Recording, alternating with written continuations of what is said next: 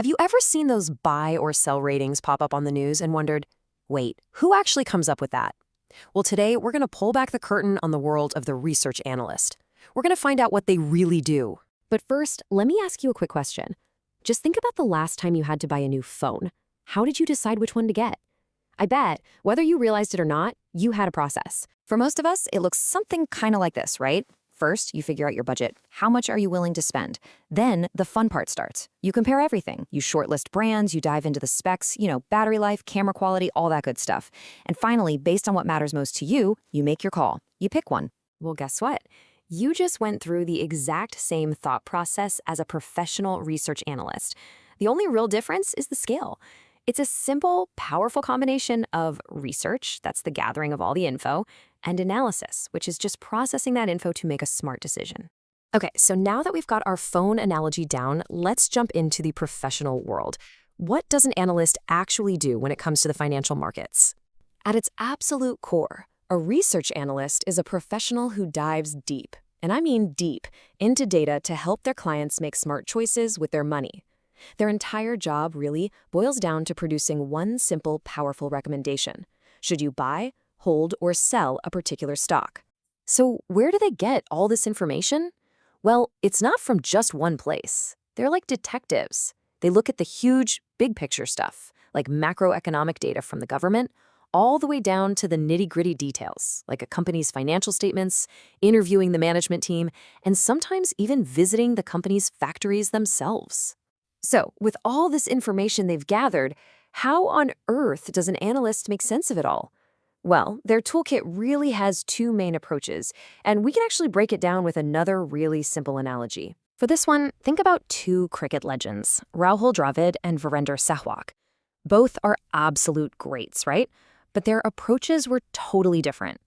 Dravid's style was all about that defensive, classic, reliable technique. Sehwag, on the other hand, was aggressive, a risk-taker with a ridiculously high strike rate. One is about the how, that's the qualitative stuff, and the other is all about the numbers, the quantitative. And this is a perfect illustration of how analysts study companies.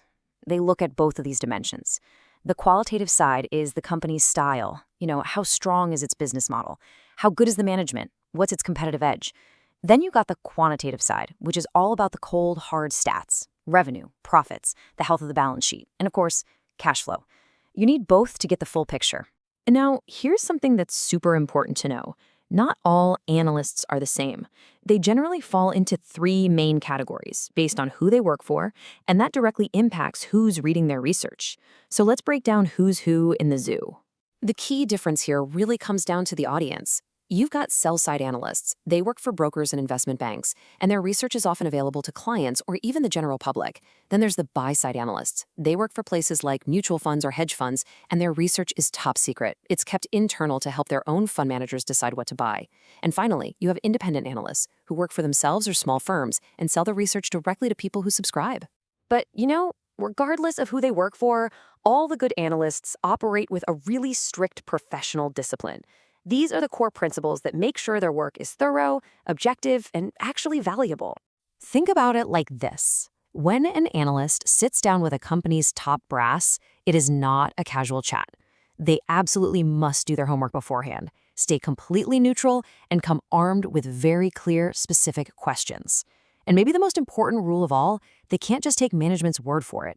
They have to cross-verify every single claim because it's their job to see past any overly rosy picture being painted. So what does it really take to be great at this job? Well, it's a pretty unique mix of skills. You've got to be super comfortable with numbers and a master of tools like Excel. But you also need to have this deep clarity on financial concepts and a crazy, meticulous attention to detail. And you know what?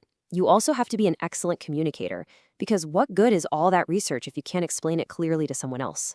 If we're going to boil this entire job down to just one single idea, this quote really says it all. At the end of the day, an analyst is a selector. Their job is to study everything, evaluate the past, analyze the future, and then make a choice. And this is why all of this matters to you. By understanding how these analysts work, how they get their info, how they analyze it, and the professional code they live by, you become a way smarter consumer of financial news and advice. You start to know what to look for, and maybe more importantly, what questions to ask. So let's bring it right back to the beginning. The next time you've got a big decision to make, whether it's a new phone, a car, or, yeah, even an investment, try to think like an analyst. Now that you know how the pros think, how is that going to change your approach?